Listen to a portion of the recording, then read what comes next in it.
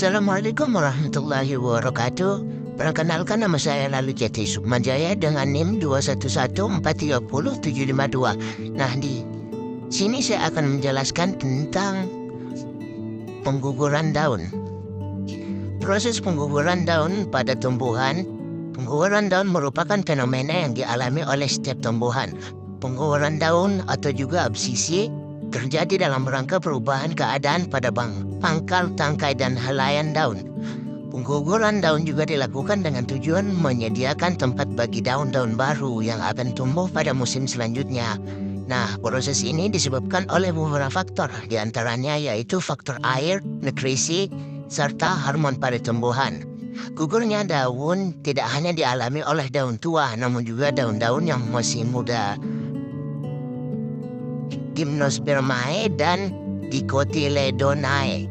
Nah, gugurnya daun diawali dengan terbentuknya zona absisi, daerah pengguguran pada pangkal, tangkai, atau helaian daun. Pada zona ini terdapat bekas-bekas pengangkut yang berukuran lebih kecil daripada bekas pengangkut yang ada pada organ tumbuhan lainnya. Kemudian tidak ada jaringan pengangkut seperti kolenkem dan sklerenkem di zona ini. Selain terdapat bekas pengangkut, di zona ini pula terdapat sel-sel parenkem yang berdinding tipis pipi, mengandung tepung dan sitoplasma yang kental. Parenkem tersebut terbentuk dari pembelahan artikel melewati tangkai daun. Ketika daun akan gugur, lamela tengah di antara beberapa sel tertentu di daerah distal zona absisi akan terurai. Terurainya bagian dinding sel ini menyebabkan keadaan yang tidak seimbang antara daerah proksimal zona absisi yang semakin membesar dengan daerah distal zona absisi yang terus mengalami penuaan, dan akhirnya terjadilah pematahan pada pangkal tangkai daun. Nah, selanjutnya hubungan pengguguran daun dengan kehidupan sel tumbuhan. Penggugurnya daun tentu akan sangat berpengaruh terhadap kehidupan sel tumbuhan, terutama sel-sel yang berada di sekitar zona absisi.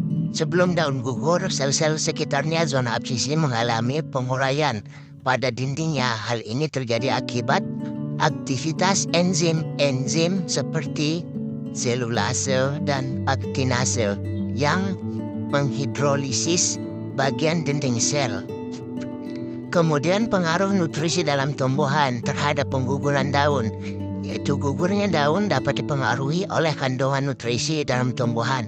Nutrisi ini biasanya berupa unsur-unsur hara mineral yang didapat dari dalam tanah.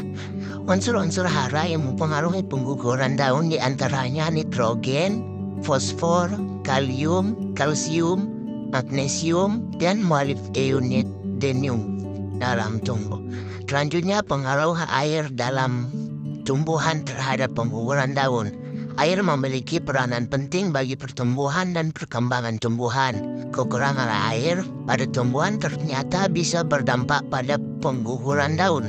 Ketika akar dan daun mengalami kekurangan air, akar akan membentuk banyak ABA dan selanjutnya ABA tersebut akan ditransfer ke daun melalui xilem. Hormon inilah yang juga menjadi penyebab gugurnya daun.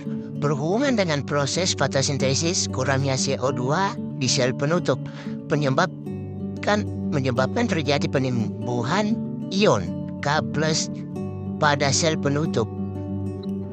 Hal tersebut akan menyebabkan potensial osmotik pada sel penutup menjadi negatif. Selanjutnya yaitu gerak pada tumbuhan. Pengguguran daun juga melibatkan beberapa gerak pada tumbuhan seperti gerak fototropisme dan gerak apinasti. Gerak fototropisme merupakan gerak yang disebabkan oleh rangsangan berupa cahaya. Awalnya daun memiliki jumlah auksin yang merata pada semua permukaan daun.